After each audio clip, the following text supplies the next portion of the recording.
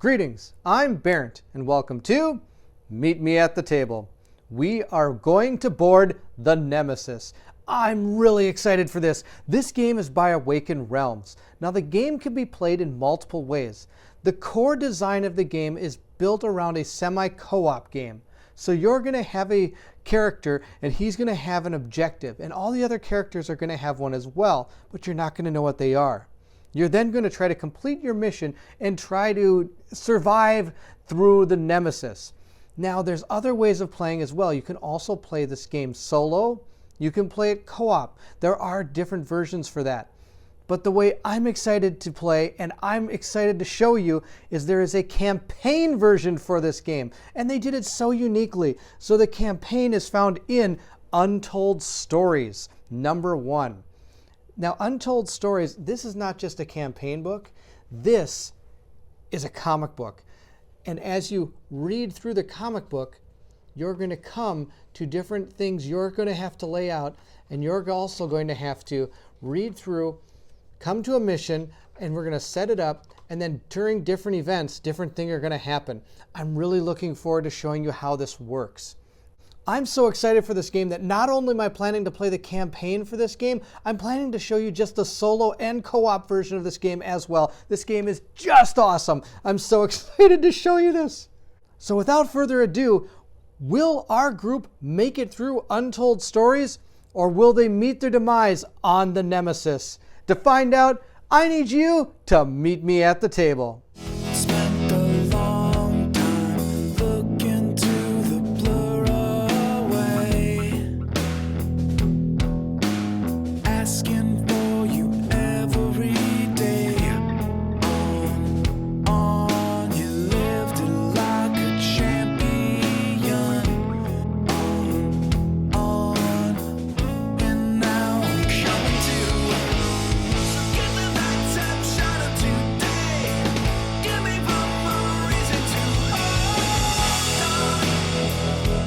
Before I start reading through the Nemesis, I do want to tell you that this will have a little bit of spoilers because this is a campaign. So if you don't want to see the campaign of this, I totally would understand.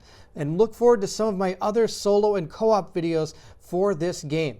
Now, with that being said, we're going to delve into the Nemesis Untold Stories book and start from the beginning. Nemesis Introduction.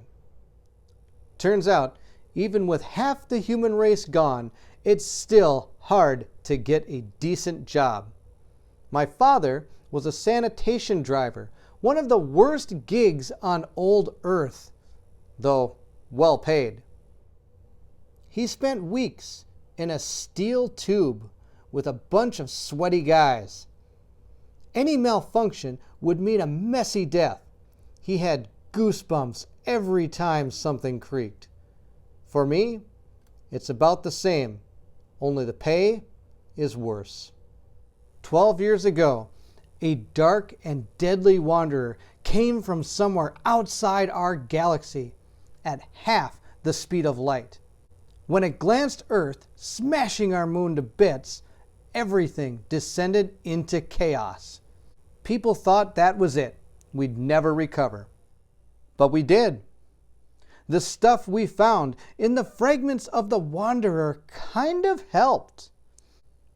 Exotic matter, isotopes never heard of in the solar system, multi-dimensional crystals. When we ran out, we wanted more. Asteroid mining took a back seat. Old ships were being repurposed as deep space whalers and sent into the Oort cloud. They spend months looking for objects coming from God knows where. They use hyper jumps to close the gap. At these speeds and g-forces, it only takes one error, one miscalculation. Some crews have disappeared. I keep hearing rumors they found more than they had bargained for. We all sign NDAS the length of a toilet roll, and cybersecurity squads purge whatever they want from the net. Guess I can only hope the next time it won't be me, just like my father did, especially now. Signing up on a ship with a name like that was just looking for trouble. Nemesis, Cooperative Campaign.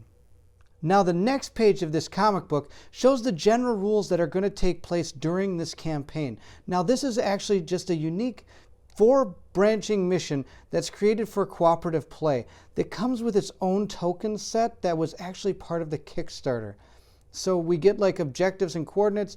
These are going to be story events. When we hit these, we're going to read in the comic what happens to us. Also, we have on entry markers. So these are going to resolve the events as soon as a character enters the room with the token on it.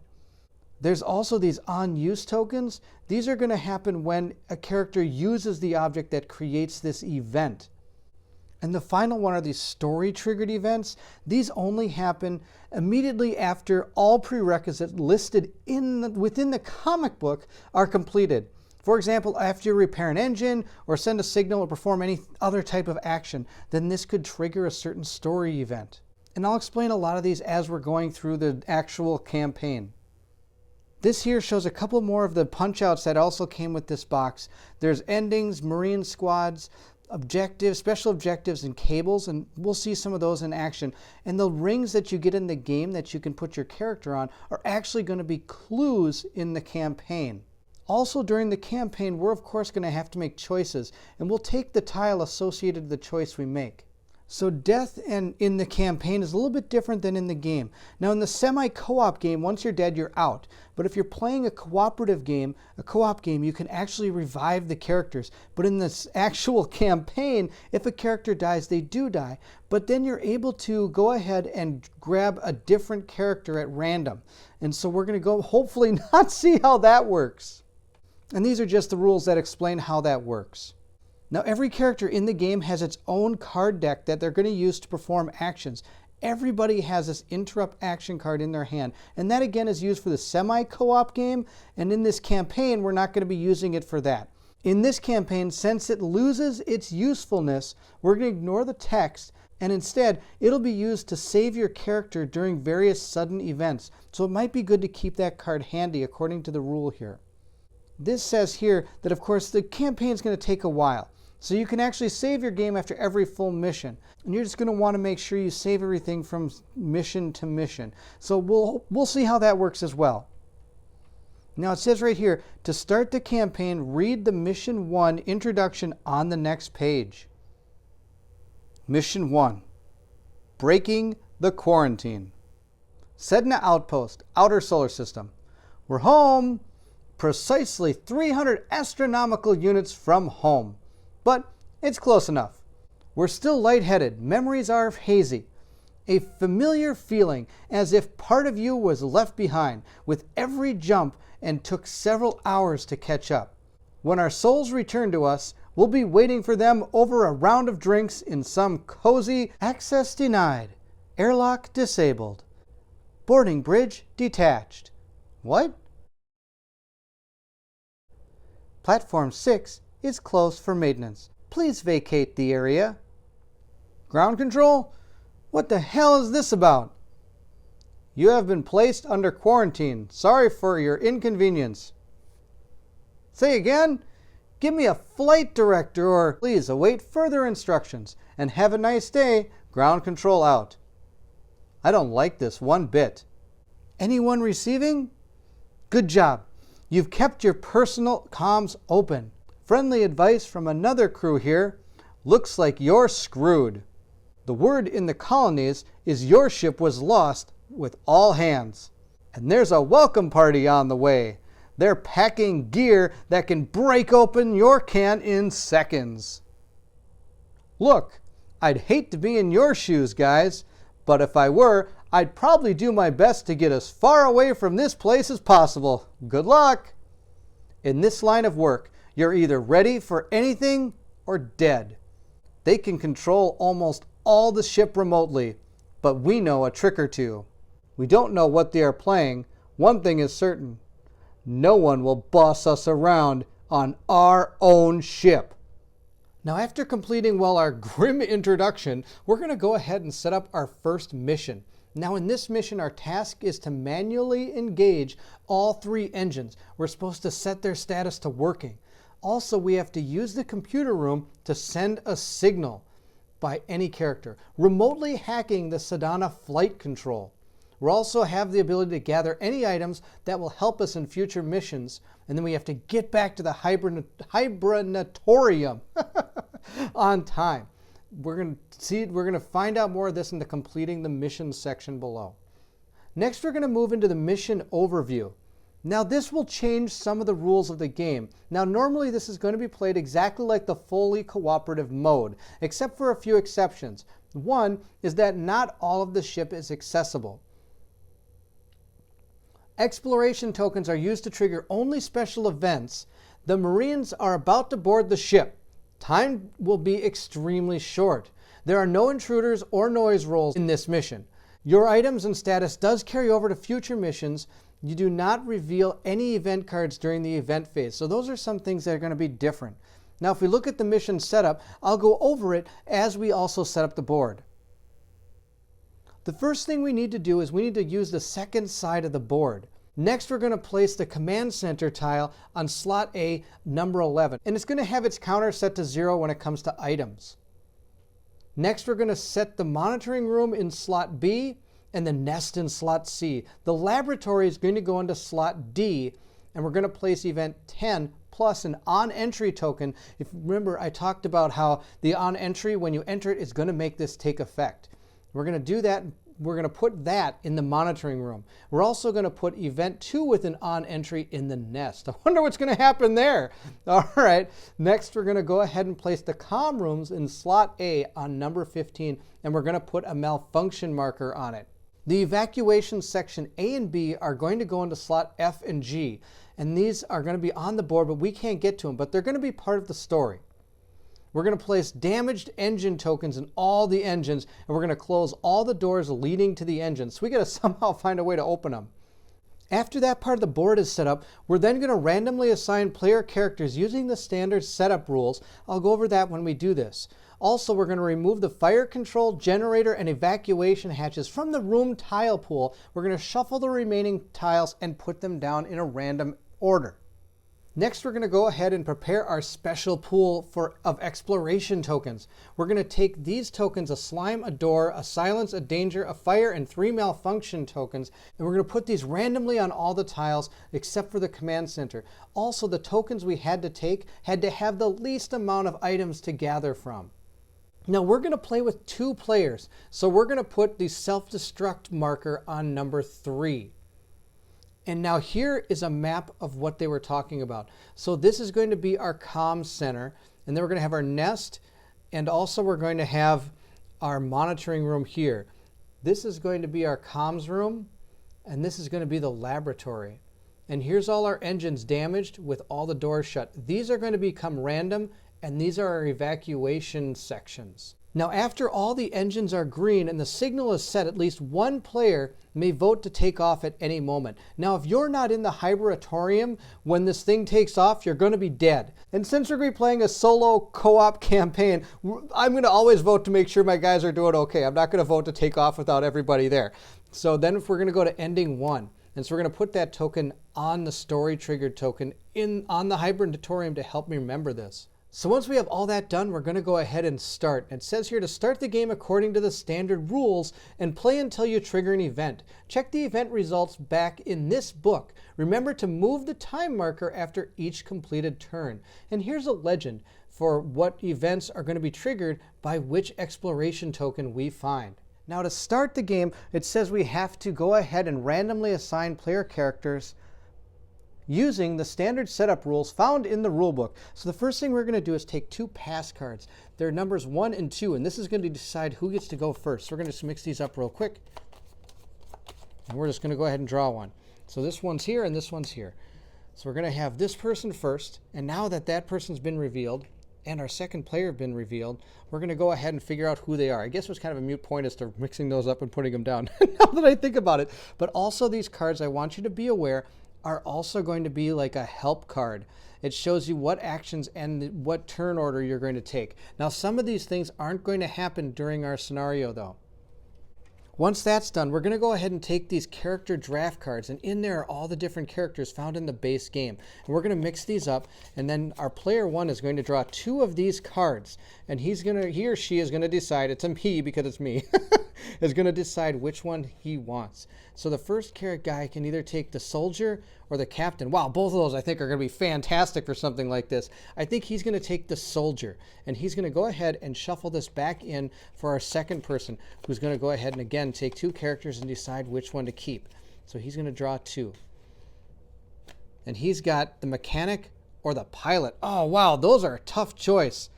I don't know which one of these to take.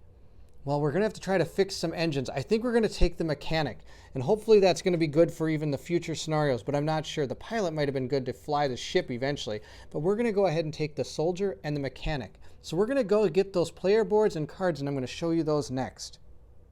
So each character is going to go ahead and gain their player board. We're also going to get something that holds your cards, which is kind of nice. Also, each person's going to get their own deck of cards. Now, some of the cards are going to be similar. Every person, I believe, has these cards right here. Every deck is going to have an interruption card, 2 search cards, a demolition card, and a rest card. And then the other cards are all going to be specific to the character you are. So a lot of his cards are going to be built more for combat, like covering fire, full auto, taking aim, things like that. Oh, basic repairs. That's a card that everybody has as well. Also, you're going to see icons on the top of these cards. The picture of a gun means you can only do that in combat, and the picture without a gun, or with the gun crossed off, means yes, you're right, you got it. Can't use that in combat. Now on the bottom, it will show you what exactly this card will do, and we're going to go through these cards as we play. So that's the soldier. He gets these cards. They're going to go over here in the action deck. Also, I thought I'd show you what this player board has on it. It's going to have 2 things here, signal and slime. If any of these you're able to do, you're going to go ahead and put a little marker on them. Being slimed is bad, and sending the signal just shows that you've sent the signal. Over here is a light wound, 2 light wounds, and a serious wound. And you're going to put a marker down whenever you take a light wound, and if you get your 3rd light wound, you're going to take a serious wound. And once you have 3 serious wounds, and you take any other wound, your character's dead. And then we're going to randomly get another character until we run out. You're also going to gain a miniature. Everybody comes with 1 miniature, so I'm going to put him there. Then it also shows the basic actions you can do. To do an action, you're going to use cards. You can either use the cards for what they are. For example, I could play the card as full auto if it actually would look, not glare. Or I could use the card full auto and discard it to do any basic action over here that costs 1 card. If I wanted to move carefully and it costs 2, I would have to discard 2 cards to do that. Also, if a card itself, you want to do a card action, you're going to discard the card plus the amount of cards it's going to take to have that action happen. So I'd have to discard that card and 2 other cards to make that action work. And once you're out of cards for the turn, you can't go anymore. And that's just what the player board is. Now each character also comes with their own items. Now he starts with a, here it is, assault rifle. Let's look at this really quick. This assault rifle is an energy weapon, and it has 5 ammo. And it says whenever I deal at least 1 injury, I deal an additional injury. So when I go ahead and fire this gun, I'm going to do a little bit more damage than most guns. This again shows me I can only use it in combat. Now this symbol means that it's a heavy object. You can only hold 2 heavy objects. You can only hold 1 in your left hand and 1 in your right hand. Well, we're going to make our soldier right-handed. Each character also comes with 2 quest items. Now these items can be unlocked if you go into certain rooms. And when they do unlock, you're going to gain the item. You're either going to gain this auto loader or this armor. And in order to do that, you have to meet a requirement. This one says discard tools or duct tape to activate this item. And I also, of course, have to pay 1 card to do this action. And if I do, then I'll get armor. And then I can do what it says. It says 1 use only. You may discard this card after an intruder attack to ignore that attack. It's probably pretty good. So we're going to go ahead and put these right here so that they're ready to go. So or if anything, I can at least remember I have them. Now let's quickly go ahead and look at that mechanic. So here's another shot of our self-destruct track. We've put it at 3 and we have story event 6 ready to go. All right, so here again is our player board for our mechanic. And it's very similar, pretty much exactly the same as the other guy, except for the picture and the miniature you're gonna get. So here's his miniature, he's right here. He's gonna be our mechanic. He's gonna go right there.